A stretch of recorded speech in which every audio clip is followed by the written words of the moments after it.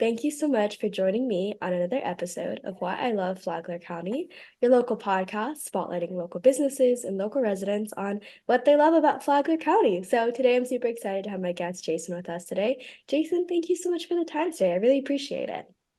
Thanks for having me, Macy. I appreciate it. Of course. Well, it's a funny story on how Jason and I kind of met. So we met through a mutual friend, Jeff McFarland, who was on our episode like a week or so ago. And we got connected. And then we were like, oh yeah, let's set up a time. And then like the next day we saw each other at the first Friday on Flagler Beach. And I was like, I think I know you. And he's like, I think I know you. So it was super fun to have that conversation. And it really shows like how tight knit, I guess, Flagler County is. And a lot of us are into the same things down here. So it was really cool. And I'm really excited to have him on. So you were sharing a little bit before we hit record that you were born and raised in Florida. So I'd love to know your journey on coming here to Flagler to Palm Coast and how has that been for you? Yes, absolutely. So, definitely born and raised in Florida. I was born in Gainesville, grew up on the Gulf Coast of Florida, Niceville, Florida area. People know Destin. So, Mm-hmm. anybody that's visited Florida or you're in Florida, you know Destin. I kind of grew up in a small fishing village like called Niceville, Florida. So, it's Nice. back in the day really small. Now it's blown up. It's pretty much connected at the hip with Fort Walton, Destin, all that area. Gorgeous, some of the best beaches in the world. Both my parents were in real estate, so I kind of got to experience that. And then fast forward, I went to college in St. Augustine, finished in Jack's Beach, and then slowly made my way down to Flagler Beach. So it's beautiful. Nice. I absolutely love Florida. Yeah, So it's so cool. And like, I think it's really interesting for people like obviously, so I'm from Michigan, and I've been all over the Florida state, right? Like I've been to Destin, like you mentioned, and I don't think people sometimes realize like if maybe they've only been to one part of Florida or they're new to Florida for whatever reason is that totally all different parts of, parts. yeah, Yeah, exactly, like my obviously Miami is completely different. Miami's absolutely. different. You go to Palm Beach, West Palm Beach, Fort Lauderdale, like even though they're all the same, they're all different, and it's very interesting to go to different pockets of Florida and kind of experience it. So you kind of experience it all down here. Right, and then coastally, right? So I've always kind of stayed on Mm. the coast, but then you go inland and there's so many things like springs, different types of agriculture and things that make Florida what it is. But it's funny, I'm such a fisherman surfer, so I'm always like, no, I need to be within 30 minutes of the coast, hands down, no ifs, ands, or buts. But there's so much to Florida, like you said. Miami's drastically different. Uh, Tampa could be drastically different. Then you have the Panhandle, which they consider, I think, redneck Riviera up there. um, going out to Alabama Point and connecting. But something about the East Coast for me and raising my family just made sense. After going Yeah. to school in St. Augustine, I love St. Augustine. It's beautiful. It's gorgeous. It's historic. It's even being from a small town, it's almost too small that down there. And so when I transitioned, went to school, and then finally, I remember going to Flagler in the late '90s and just driving through and being like, "Whoa, what was that?" This coastline's gorgeous, but it was kind of like a sleepy, super sleepy beach town, kind of like Crescent Beach is and was. But now it's this mecca. It's one of the only drives you get on A1A that you can see the ocean and see whales migrate. I mean, for me and raising my family, I can't imagine being anywhere else right now. Yeah. So Yeah, it's obviously so beautiful. And you work, I mean, the real estate brokerage that you work with are like you're right there on Flagler Beach. You're next to some really great views. I like step outside a few steps and you can completely see the ocean, which is so cool. And you also mentioned to me that you come from a line of realtors. So tell me a little about your journey going into real estate and especially coming from like a legacy of realtors. How did that kind of maybe change your perception of going into real estate? yeah, so as early as I can remember, I grew up kind of in open houses. So my dad built houses, Watts Construction. My mom was actually working for AmSouth. She was in the lending department. So they kind of teamed up. They also had their real estate license for the state of Florida, but they just kind of helped each other out. And me and my brother grew up in that space. I have an older brother, 5 years older than me. And so you know what you know, right? You Sure. grow up the way you grow up. Your parents do their jobs, so you don't really think much about it. I'm at these houses, and then fast forward to like when I'm 15 and I get my first job. Well, it's with my dad, Watts Construction, and I think it was like $5 an hour, getting paid to lay sod and help clean up the construction site. So it's kind of funny and kind of ironic. And then like most typical people, especially being a young kid, you get out of high school, your parents are like, oh, what do you want to do? Where do you want to go to school? All those good things. And then my dad had the Watts Construction. I was kind of being, groomed into that in the best way possible. But, as a kid, not having much direction and not knowing Sure. what I wanted to do, I wasn't sure. I wasn't ready to say, hey, I want to do that. So I went the college route, kind of found my own way for a while. And then honestly, 2008 kind of happened. That kind of leveled some real estate. So I was like, my dad kind of pushed me. Is like, hey, I'm glad you didn't get into the family business, right? Obviously that kind of retired them. For anybody that doesn't know, 2008 is when we had all the lending crisis and a lot of foreclosures, especially in Florida. It hit us hard. Mm, But fast forward, ended up having my first kid. Then I was running a couple small businesses and just kind of thinking what's next. And right, so I started really just kind of soul searching, deep diving, kind of looking things that I, not necessarily into. I have an international business degree. You can do a lot of things with that. nice, Um, but then real estate just hit hard. I kept thinking about it. Somebody else, one of my friends, went to real estate school and just kind of, I was like, what the heck? Why not? Let me jump in. It's not a huge commitment. I can always get out of it. right, And next thing you know, I've been doing it. I'm on my 6th year now, and nice, I absolutely love it. I love the connections you get, the community, the support that I get between my family, my brokerage at Kokomo with Kokomo Realty. Shout out to Fred and Rob; they're awesome. Just surrounded by family, so it's those connections, the community that really is kind of full circle pulled me back in, and I'm decent at it. There's always nice. something to learn. That's also what I like with the industry. There's always something to learn. So I definitely jump on podcasts and try to educate as much as possible to push things forward for people. Yeah.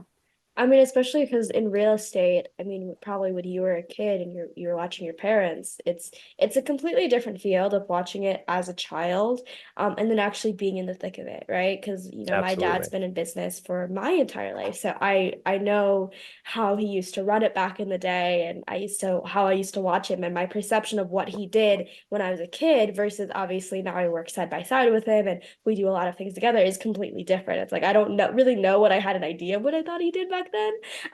When it's obviously It's funny. a Yeah, lot right. different. It's like, yeah, like my dad just like does stuff. He's You written see what you books. see when you're a Yeah. kid. It's like watching shows when you're younger and then you watch them older. You're like, oh, okay, That's that's what what that everything meant, or means. that's Yeah. what. Yeah, It's like, oh, that's that's funny. what they're, oh, that's the joke. Oh, I thought the joke was this. No. Oh, no, no, that. It's Okay, like, I get it now. whoosh, and then you start getting it. Yeah, Yeah, it's definitely it's like I have no idea what I thought that was when I was a kid. How did I like this as a kid? I don't understand. But yeah, it's like things like that. So that's really cool. And you did talk about how, you're always learning and you're always, especially in this ever evolving state of real estate. I feel like it's definitely completely transformed since, 90s, the 2000s, and obviously since 2008. Is there anything kind of recent that you've picked up that you're like, oh, I didn't see this coming. I didn't know I had to do this. I didn't know this was something I could do. that's a great question. I mean, in real estate and in most things right now, technology is huge. Mm, So having the most updated technology, obviously AI is playing a lot right now, and this is 2024.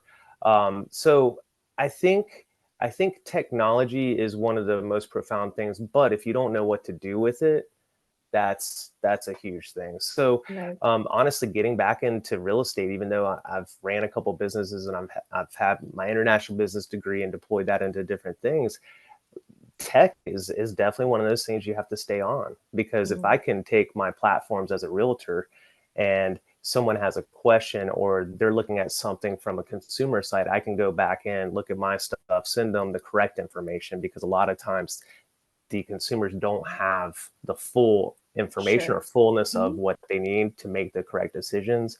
So I think that's that's probably one of the biggest things. And communication, you got to be able to communicate. And that's, international business for me. I did study abroad in Spain. And so learning Spanish is a second language, but that's something I still struggle with, because unless you're inundated with it and you submerge yourself, it's hard to keep it going. So that's one of my goals that I'm still working on, is to be fluent. I can Hmm. get by with it. I travel to Central America surfing a lot. We have land in Nicaragua, so I'm around it sometimes, but day in and day out, it's not quite like if you were in South Florida, you're pretty much speaking Spanish or English like all Right. day. So, Yeah. so up here, I kind of, I wish I had a little bit more Spanish speaking friends that would put me into that place, but I would say technology and communication and just having the willingness to learn is really going to be the best thing for anybody, probably in any industry, but especially real estate. Yeah. I really love that, especially because like you mentioned, technology is like so ever changing and there's always something new coming out. There's something new we have to learn. And I think if you're not handling it or you're not learning it in kind of like the most correct form for yourself, it's very easy for you to get overwhelmed. And then it's very easy for your clients to get overwhelmed. Like, oh, there's this new like technology thing, like let me send it to you. And they're like, I don't know what this is. What am I supposed to do with this? So That's using that true. communication, it's really important that you're speaking in the language, no pun intended to what you just Well, and talked then about. what you To just Mhm. said, sorry, I didn't mean to No, cut you're you good. off, but what you just said triggered something. And now we have so much with fraud with Right. technology, right? So Oh now yeah. even I have a lot of clients that are like, hey, will you check this for me, or make sure, so there's even that. So we have, like most things, right? You have multi-generational people that are trying to do business. So you have some young Mm, tech savvy people, and you have some older people that might not have the same tech savviness as. So you have to bridge the gap with that, and you have to surround yourself by the people that can help bridge the gap with that. yeah. So that's yeah, in a Yeah. nutshell. Yeah, no, I think I mean obviously that makes a lot of sense because when we hopped on and we were talking about technology and how obviously for this podcast I do it over Zoom, so it is virtually and some people don't use Zoom as much or people really don't Right. use Zoom, especially like we've kind of been out of the pandemic for a few years now. Like a lot of people are back to in person, which is awesome. But sometimes I kind of have to troubleshoot people onto the podcast and I know that they don't mean anything by it, like they're not trying to make it difficult for me. It's just like maybe sometimes technology isn't easy for them. So it's not just that I know how technology works or they don't, it's that I know how to direct them to it. It's kind Right. of speaking the language that Yeah, makes sense it's to them. true. It's like, hey, like, oh, you know that the setting button here, and they're like, what setting button? I don't know how to do that. It's like, okay, let me think of how I can best describe this to you because it's no good if I just keep yelling the same instruction again. Like I have to find this halfway point And where what we both device are under they on? Are they on their phone, exactly.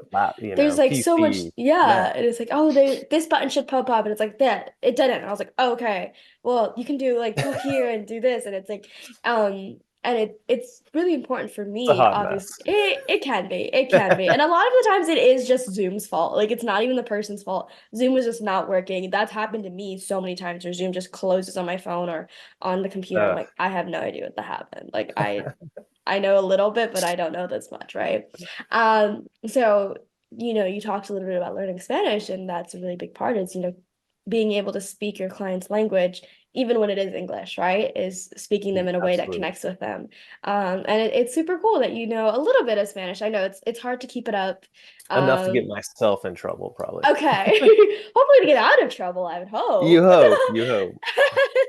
Yeah, because like I know some Chinese and it's okay, but like I think if you put me in the middle of China, I don't think I could get myself out of Oh, it. dude, Yeah, so like fat don't. you'd be I'm like, like, okay, I can kind of read a few signs, but I'm like to talk to the that'd be locals, like it difficult. would be like, ooh, they would be like, what are you saying?